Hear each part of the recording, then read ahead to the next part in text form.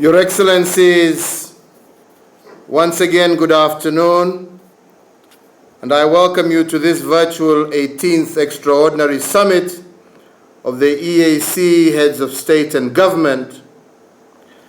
And before I call upon the summit, we call it to order. According to Rule 11 of Rules of Procedure for the Summit of the Heads of State and Government, the quorum is all partner states' representation, and we are certain that all partner states are in attendance. We are all there, so the meeting is indeed called to order. The second agenda item is a constitution of the Bureau. And I call for the Constitution of the Bureau with the Republic of Kenya in the chair and the Republic of Burundi as rapporteur. And indeed, we note that the Bureau is also duly constituted. And I now welcome you to this 18th Virtual Summit of the East African Heads of State and Government. And Your Excellencies, allow me to present my welcoming statement now. But before I do so, Your Excellencies, I would like to request that we all stand for a minute's silence in remembrance of President Magufuli, who was with us at the last summit and who unfortunately has passed on.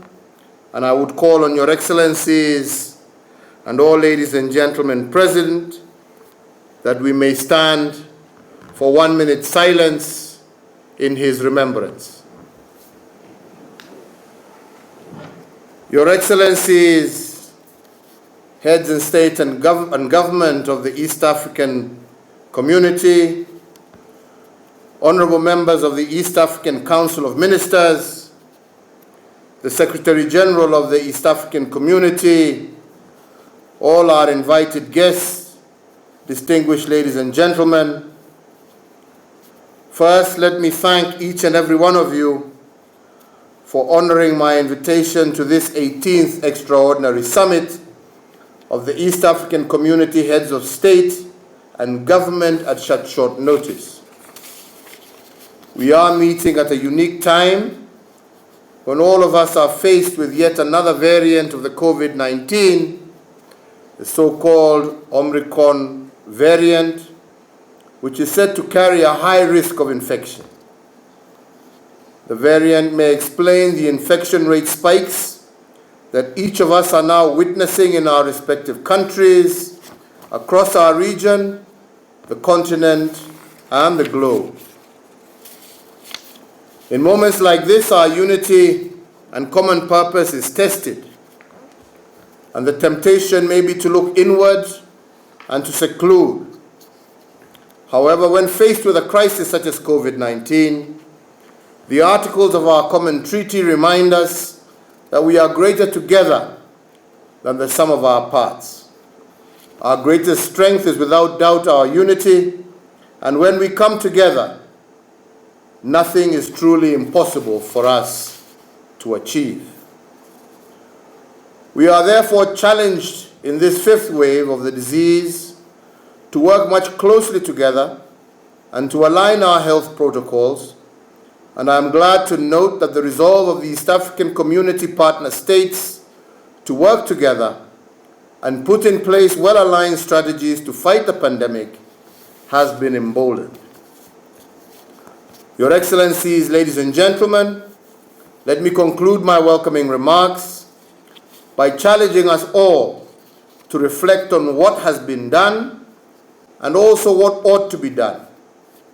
Most importantly, as we set our eyes on the third decade of our community, let us collectively ponder on the opportunities uniquely presented by the proposals that necessitated today's session and the continued success of our shared project. I therefore invite this summit to ponder on the progress of the community and reflect on the opportunities ahead for the people of Eastern Africa. With these remarks, I do hereby declare the 18th Extraordinary Summit of the East African Community duly convened and ready for today's business. I thank you.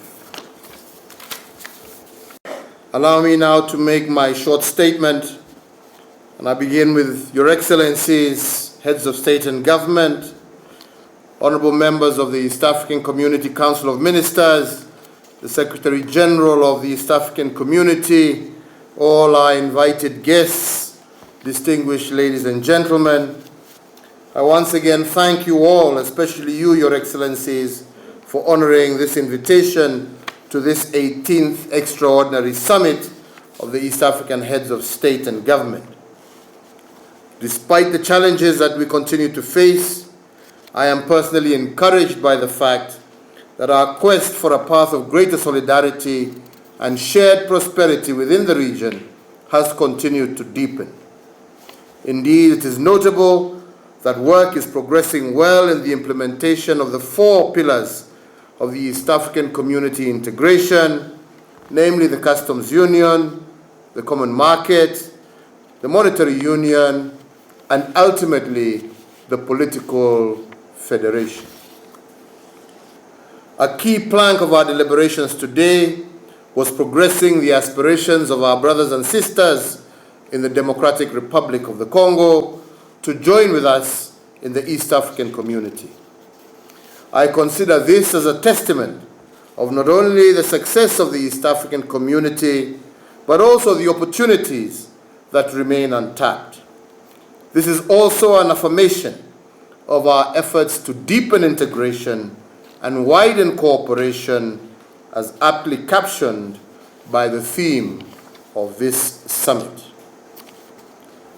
Today we also considered the proposal on how to foster the effectiveness of the summit by addressing the quorum rules for the Summit of East African Community Heads of State. The proposal to relook at the quorum rules, I believe, was in recognition of the burden of responsibilities vested on heads of state, which also recognizes the unique role placed on heads of state and government to individually champion the cause of our community.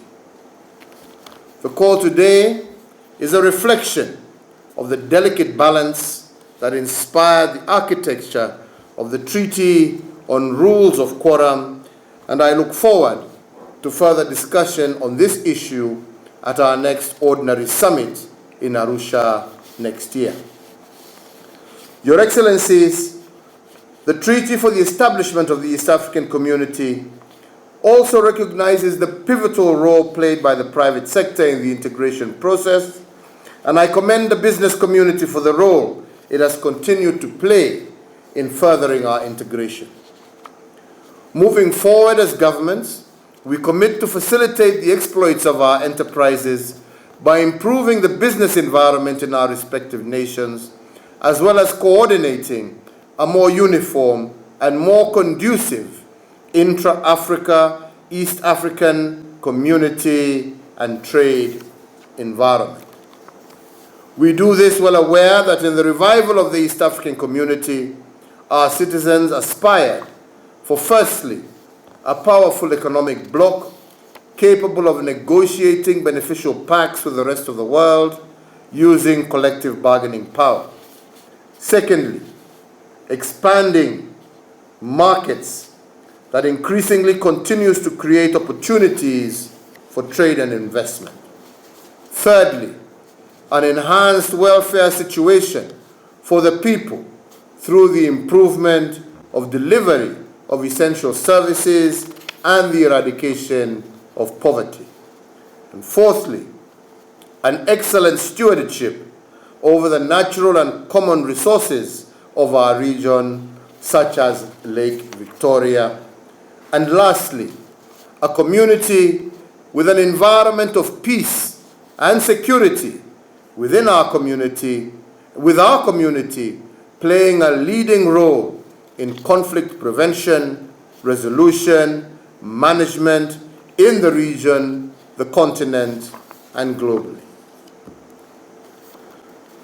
Your Excellencies, despite the many achievements of our community, more work still remains to be done, and it is therefore imperative that all stakeholders combine their efforts in overseeing the realization of the objectives of the treaty and furthering the East African dream.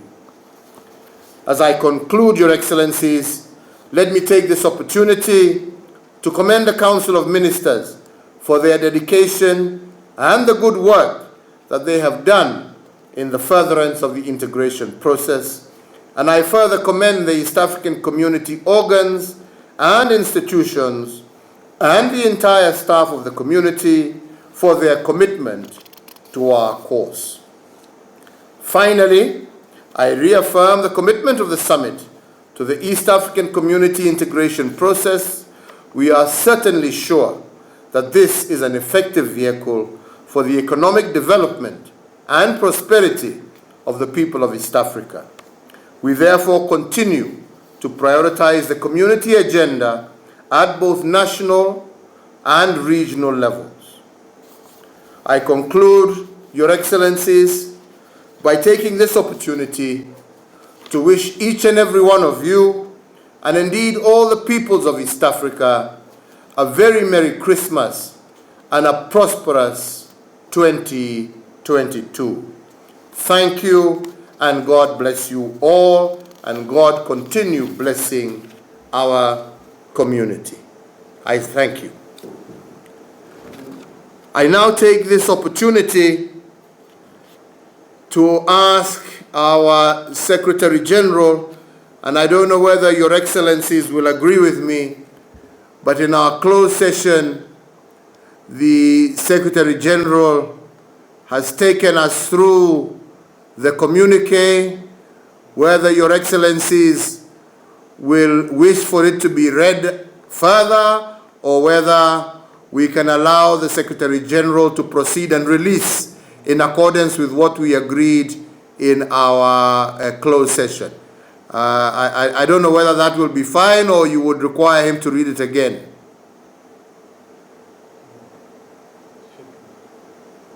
No need, President. We have had it, and we can allow the Secretary General to release it, since he has already read it out to us. And then, Secretary General, you can circulate for our signature as you normally do. Secretary General.